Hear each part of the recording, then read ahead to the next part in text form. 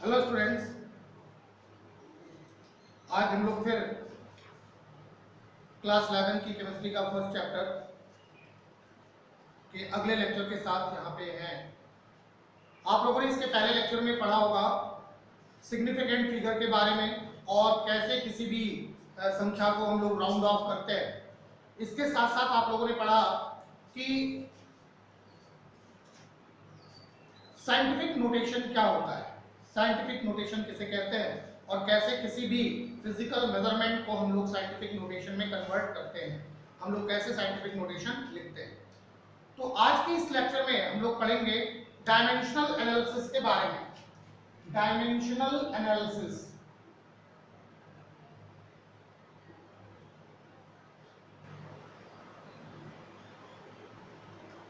Dimensional analysis के बारे में हम लोग पढ़ेंगे। डायमेंशनल एनालिसिस क्या चीज है?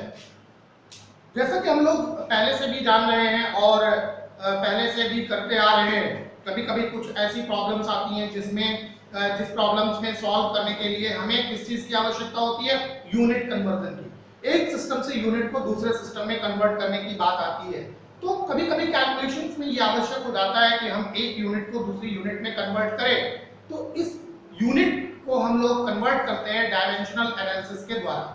तो डायमेंशनल एनालिसिस में हम लोग पढ़ते हैं यूनिट कन्वर्जन। तो यूनिट कन्वर्जन क्या होता है और कैसे हम लोग यूनिट कन्वर्जन करते हैं?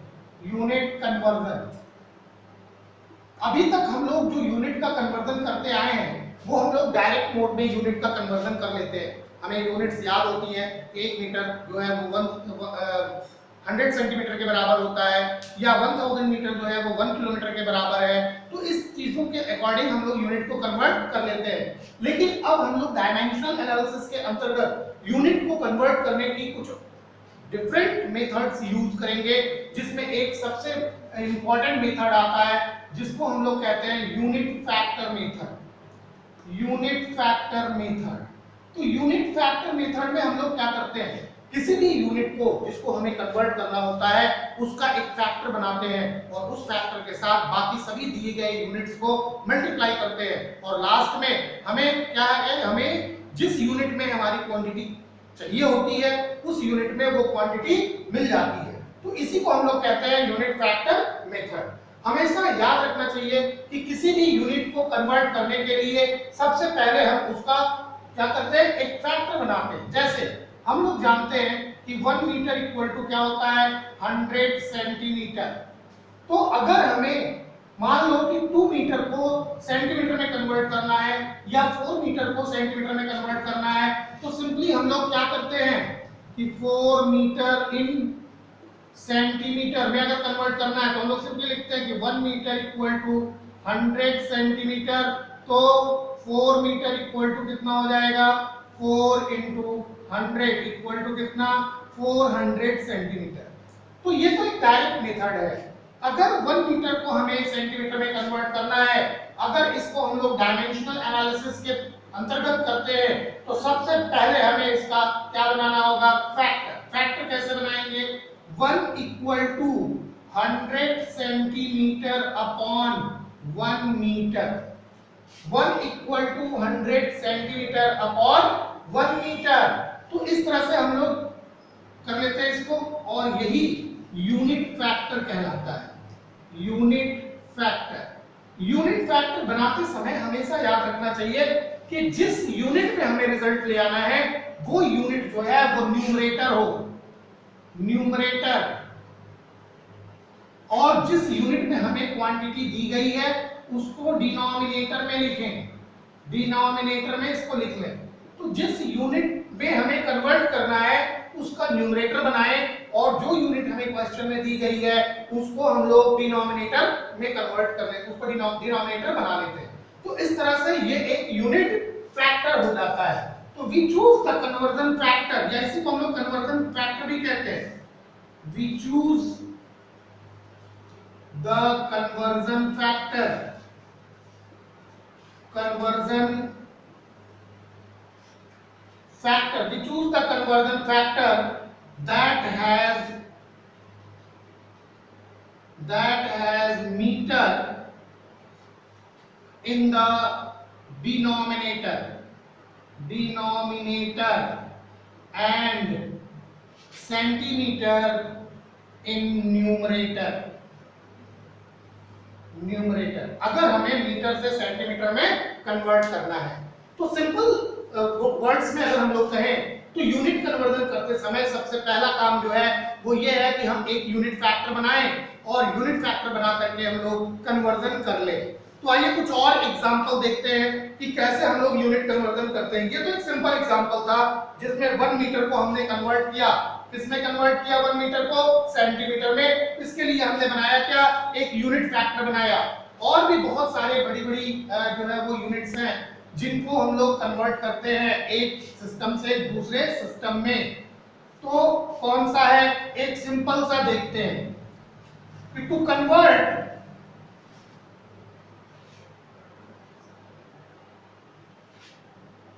2.5 miles into centimeter, to convert 2.5 miles in centimetre. हमें 2.5 माइल्स को सेंटीमीटर में कन्वर्ट करना है तो सबसे पहले इसकी सारी यूनिट लिख लेते हैं।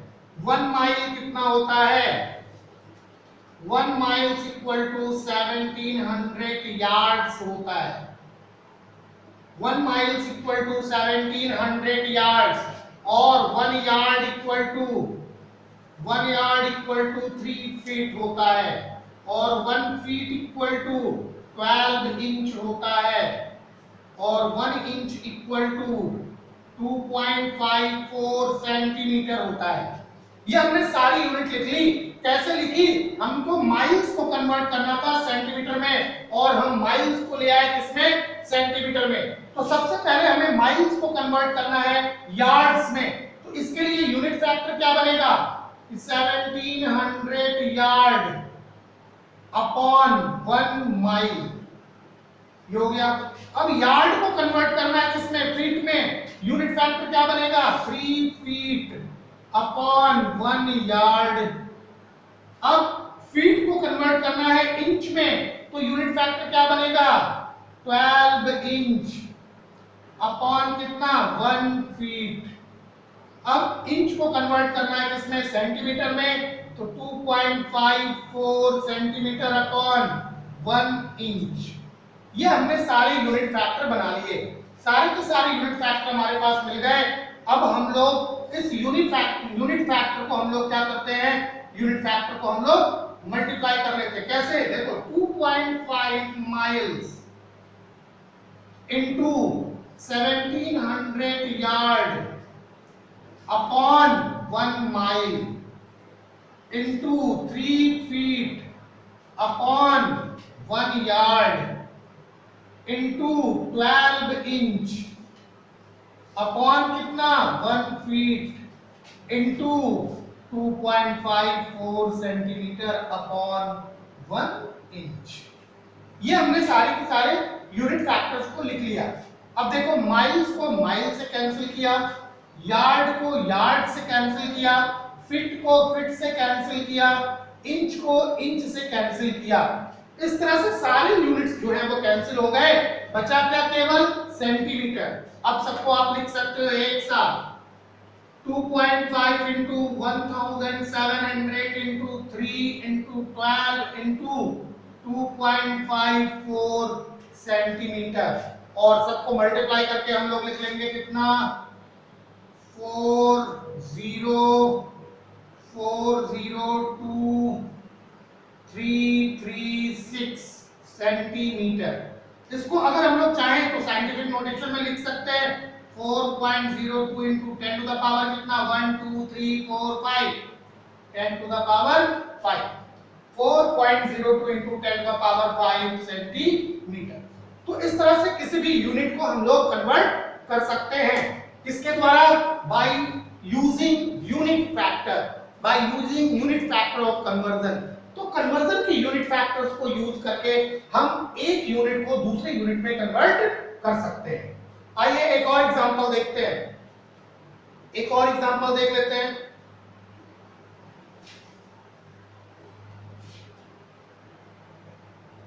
चलिए एक एग्जांपल और देखते हैं कि मान लो कि डेंसिटी है, density of vanadium,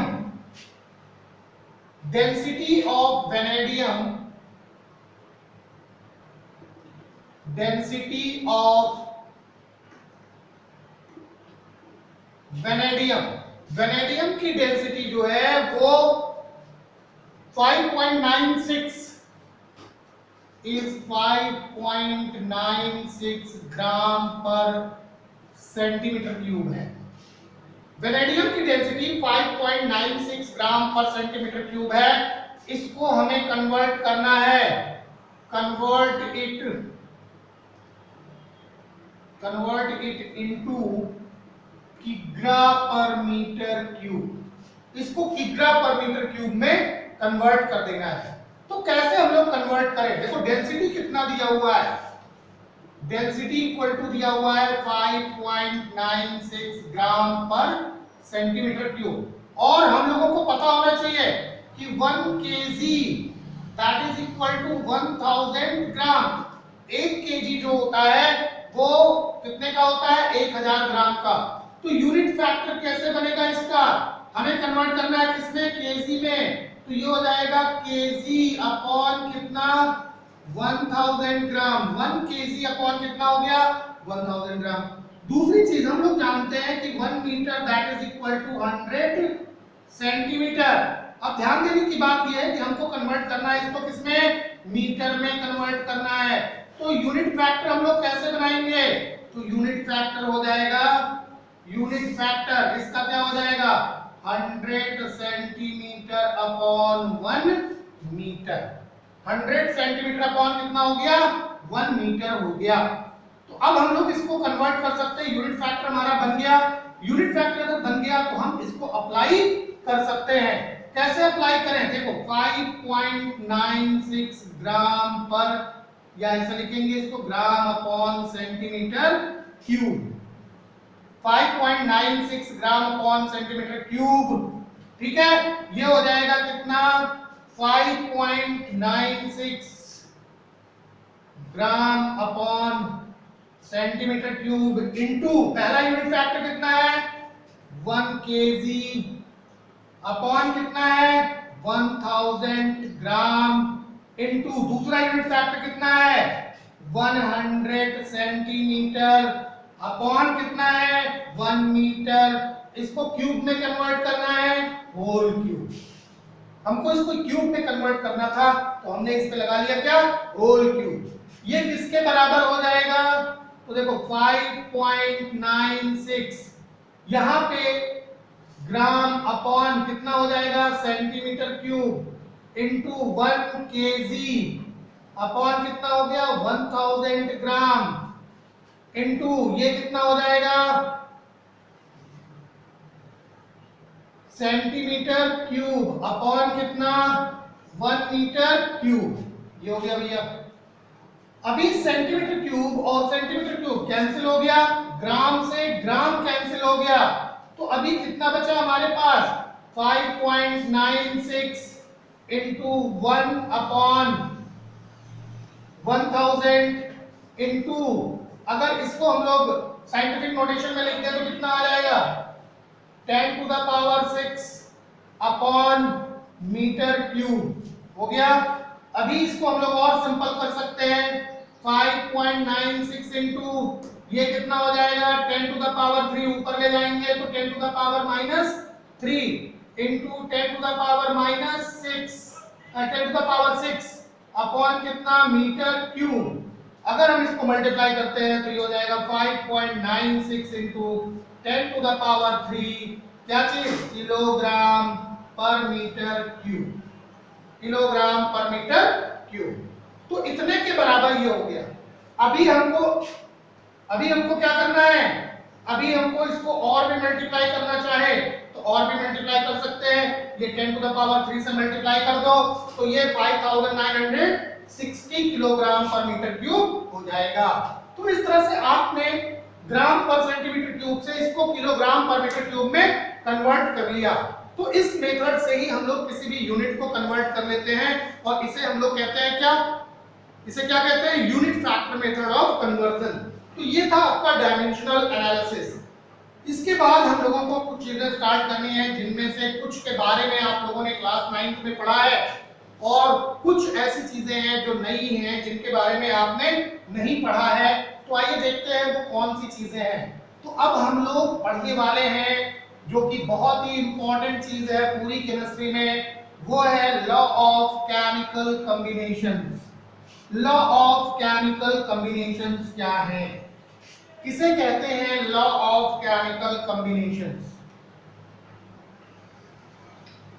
law of chemical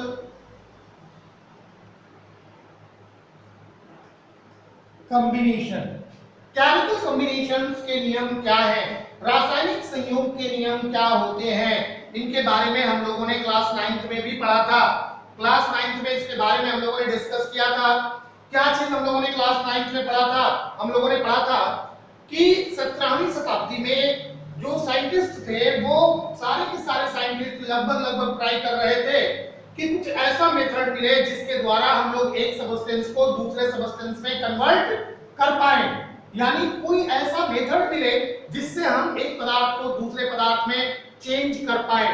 तो 17वीं शताब्दी के पहले तक कोई भी ऐसी टेक्निक नहीं थी जिसके द्वारा किसी एक सब्सटेंस को दूसरे सब्सटेंस में कन्वर्ट किया जा सके।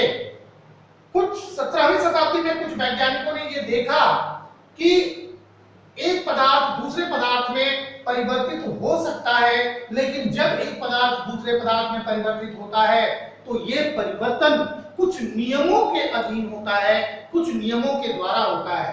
तो कोई भी सब्सटेंस जो है जो एक रूप से दूसरे रूप में परिवर्तित होता है, उनके ऊपर जो भी लॉ अप्लाई होते हैं उसी को हम लोग लॉ ऑफ केमिकल कॉम्बिनेशन कहते हैं।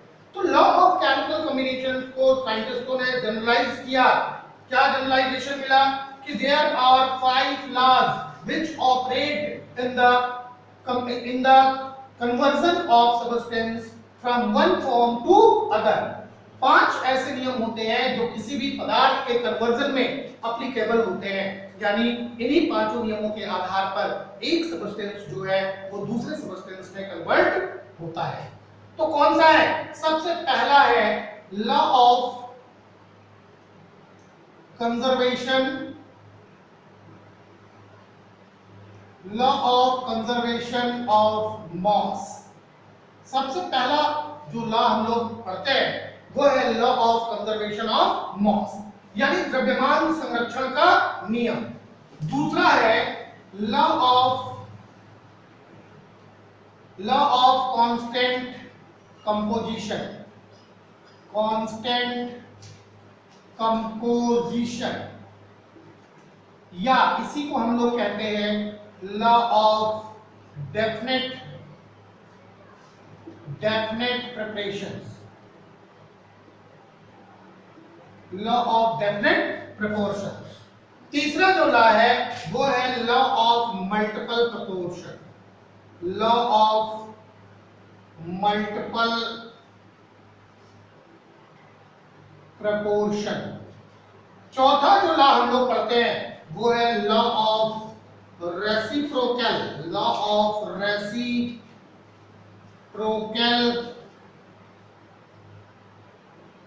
प्रिपरेशन। और पांचवा जो है लॉ ऑफ गैसियस वॉल्यूम, या इसी को हम लोग क्या कहते हैं? गैलसॉक्स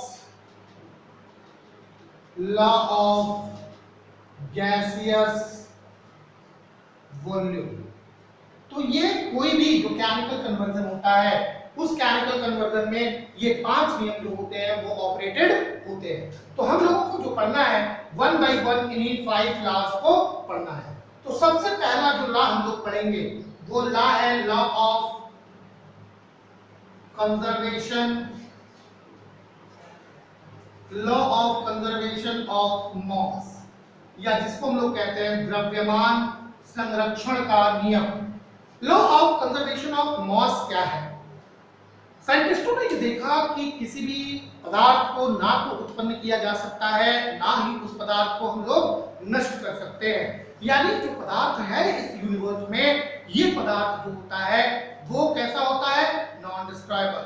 इसको हम लोग डिस्ट्रॉय नहीं कर सकते हैं, ये फुल्ली कंजर्व होता है। तो किसी भी पदार्थ को एक रूप से दूसरे रूप में परिवर्तित किया जा सकता है, लेकिन एक रूप से दूसरे रूप में परिवर्तित करने पर जो पदार्थ का द्रव्यमान होता है वो संरक्षित होता है, वो कंजर्व होता है, उस पदार्थ के मॉस में कोई चेंजिंग नहीं आती है।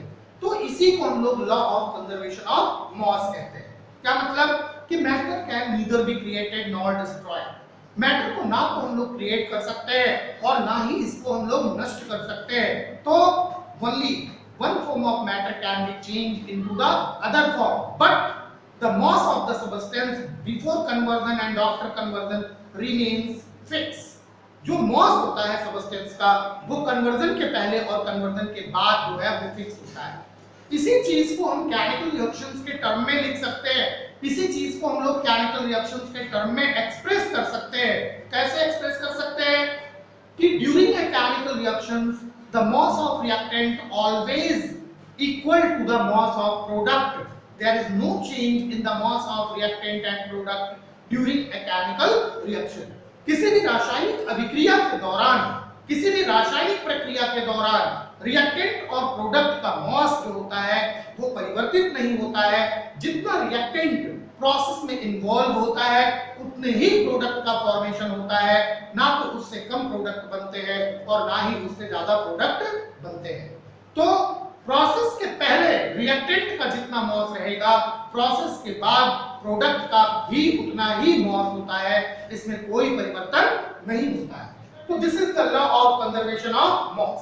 यही कंजर्वेशन ऑफ मॉस का नियम है। क्या है कि ड्यूरिंग एनी फिजिकल और केमिकल चेंज,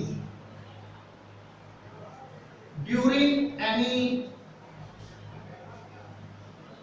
फिजिकल और chemical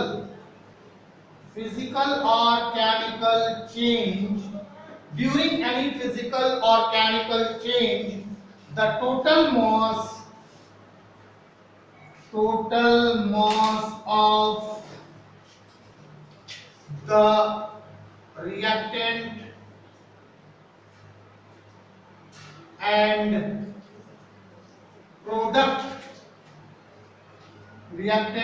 product is always equal। तो during any physical or chemical change total mass of reactant and product is always equal। किसी भी भौतिक या रासायनिक परिवर्तन में जो रिएक्टेंट और प्रोडक्ट का मास होता है ये कैसा होता है, इक्वल होता है। There is no change in the mass of reactant and product during a physical or chemical process। या इसी चीज को हम लोग इस तरह से भी लिख सकते हैं कि there is no change in the mass of reactant and product during a physical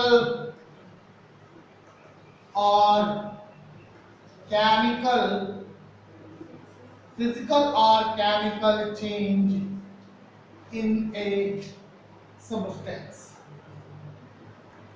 किसी भी पदार्थ के भौतिक या रासायनिक परिवर्तन के दौरान उनके रिएक्टेंट और प्रोडक्ट के मॉस में कोई परिवर्तन नहीं होता है। इसी को हम लोग क्या कहते हैं, इसी को कहते हैं law of conservation of mass. इस लॉ को दिया किसने, इस लॉ को सबसे पहले दिया लैवोशियर ने। तो this law was given by Lavoisier. ये लॉ जो था वो किसके द्वारा दिया गया, लैवोशियर के द्वारा दिया गया। तो अगर इसके लिए हम लोग एक एग्जांपल देखें, एक सिंपल सा एग्जांपल देखें, तो क्या सिंपल सा एग्जांपल हो सकता है कि अगर सिल्वर नाइट्रेट को हम रिएक्ट कराते हैं सोडियम क्लोराइड से तो बनता क्या है, सिल्वर क्लोराइड। और सोडियम नाइट्रेट बन जाता है। इस चीज को एक्सपेरिमेंटल प्रूव किया लैंडोल्ट ने। लैंडोल्ट ने क्या कहा? लैंडोल्ट ने कहा कि अगर हम एक एच के शेप की एक ट्यूब ले लेते हैं, इन्होंने इस ट्यूब को गर्म करके एच के शेप में बनाया। एच के शेप में ये ट्यूब इस तरह से इन्होंने बनाई और इस ट्यूब के एक साइड में, इस ट्यूब के एक साइड में इन्होंने भरा क्या? सिल्वर नाइट्रेट भर लिया। इस साइड में इन्होंने सिल्वर नाइट्रेट भर लिया और इस साइड में इन्होंने भर लिया क्या? Sodium chloride. भरने के बाद इसका वेट निकाला और वेट को इन्होंने क्या किया? नोट कर लिया। अब इन्होंने इस ट्यूब को उलट पलट दिया ताकि दोनों जो केमिकल्स है यहाँ पे, ये दोनों आपस में मिल जाएं, जिनमें ये रिएक्शन होती है, यानी सिल्वर क्लोराइड और सोडियम नाइट्रेट का फॉर्मेशन हुआ जब इसको मिक्सअप कर दिया गया। तो मिक्सअप करने के बाद जब सिल्वर नाइट्रेट और सोडियम क्लोराइड बना, उसके बाद जब इसका वेट निकाला गया तो ये वेट जो था वो पहले के वेट के इक्वल था, जो इस बात को प्रूव करता है कि during the reaction there is no change in the mass of the reactant and product. अभिक्रिया के दौरान रिएक्टेंट और प्रोडक्ट के मास में कोई परिवर्तन नहीं होता है। तो this is the experimental verification given by Landolt. Landolt ने ये एक्सपेरिमेंटल वेरिफिकेशन दिया था। इसी चीज को हम लोग एक और मोड में कर सकते हैं। देखो कैल्शियम कार्बोनेट, अगर इसको हम हीट करते हैं तो ये कैल्शियम ऑक्साइड और कार्बन डाइऑक्साइड में टूट जाता है। तो कैल्शियम कार्बोनेट कैल्शियम ऑक्साइड और कार्बन डाइऑक्साइड में टूट जाता है। अब अगर कैल्शियम कार्बोनेट का मॉलिक्यूलर मास देखें तो कैसे निकलेगा? कैल्शियम 40, कार्बन 12, ऑक्सीजन 3 एटम और एक एटम का 16। तो ये कितना हो गया? 52 प्लस 48 इक्वल टू कितना हुआ? 100। अगर ये ग्राम मॉलिक्यूलर मास है तो ये 100 ग्राम हो गया। अब अगर 100 ग्राम रिएक्टेंट जो है वो टूट रहा है गर्म करने पर, ये यहाँ पे क्या हो रहा है? डिकम्पोज हो रहा है। तो बन रहा है क्या? कैल्शियम ऑक्साइड और कार्बन डाइऑक्साइड। तो कैल्शियम ऑक्साइड कितना बना? देखो 40 प्लस ऑक्सीजन कितना? 16। कार्बन डाइऑक्साइड में कितना? कार्बन 12 प्लस 2 इंटू कितना? 16। तो ये हो गया 56 प्लस कितना हो गया? ये 12 प्लस 32, यानी 56 प्लस 44 इक्वल टू कितना आया? अगर ग्राम मॉलिक्यूलर मास देखें तो 100 ग्राम के बराबर हो गया।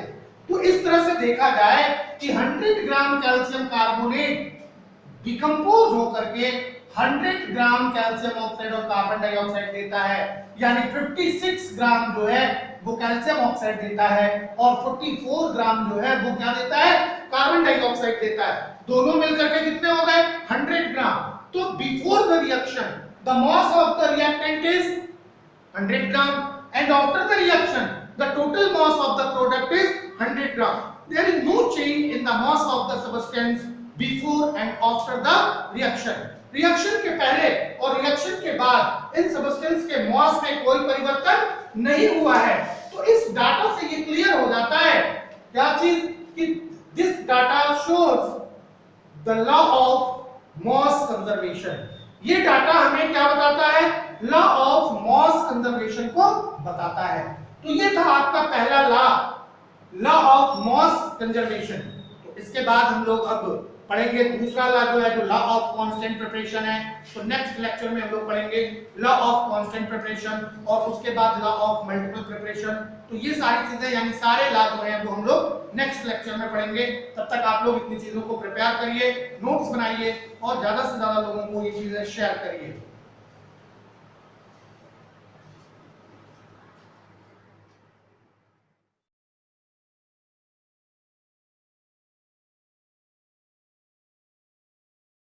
तेरी कूलनेस का स्वैग कहीं लो ना हो जाए, तेरी लाइफ की स्पीड कहीं स्लो ना हो जाए। तेरी कूलनेस का स्वैग कहीं लो ना हो जाए, तेरी लाइफ की स्पीड कहीं स्लो ना हो जाए। जरा ध्यान से सुनो ना फिर बाद में ना रोना, थोड़ी केयर तो करो ना, हाथ अच्छे से धोना। Let's rock